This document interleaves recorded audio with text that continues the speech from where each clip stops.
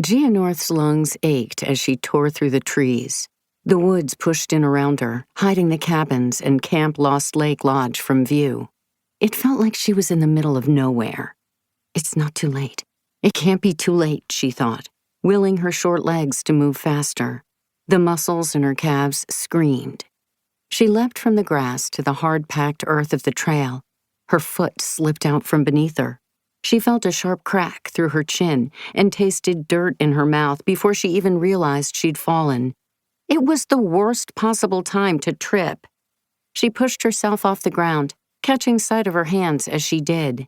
They were splayed in the dirt, and her fingers, her knuckles, her wrists, every inch of visible skin was covered in blood. "Get up," she told herself, her voice ragged. "Get up, Gia." She was tired and panicked and terrified, but lives depended on whether or not she found help. She stood. Gia, breathing hard, noticed her camera on the ground. It had fallen out of her pocket and skidded across the path. That camera was probably the most important possession she had right now. The police would want to see the footage she'd just taken. She needed to put it back in its hiding place where she could get to it later. She glanced over her shoulder, into the woods she'd just run through. Did she have time for that?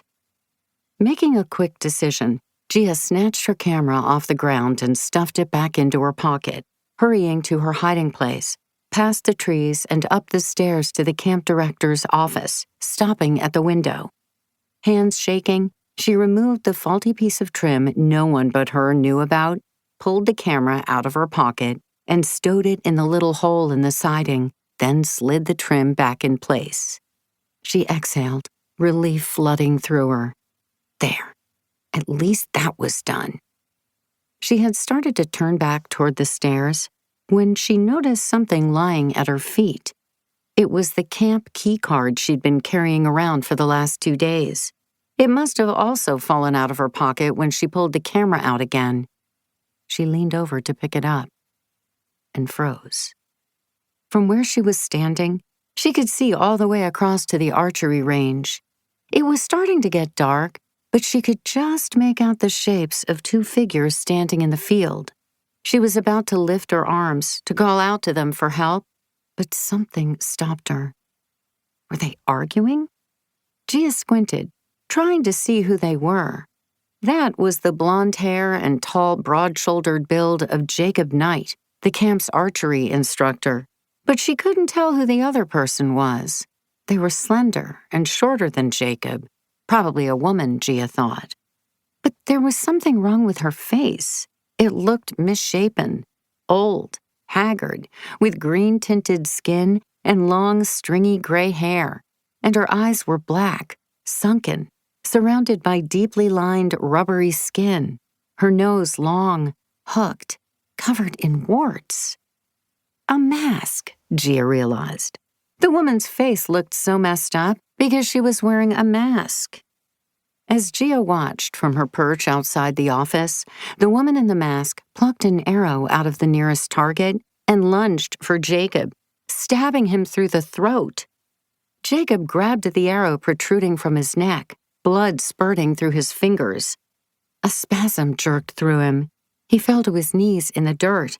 A moment later, his body crumpled to the ground. Gia released a choked scream.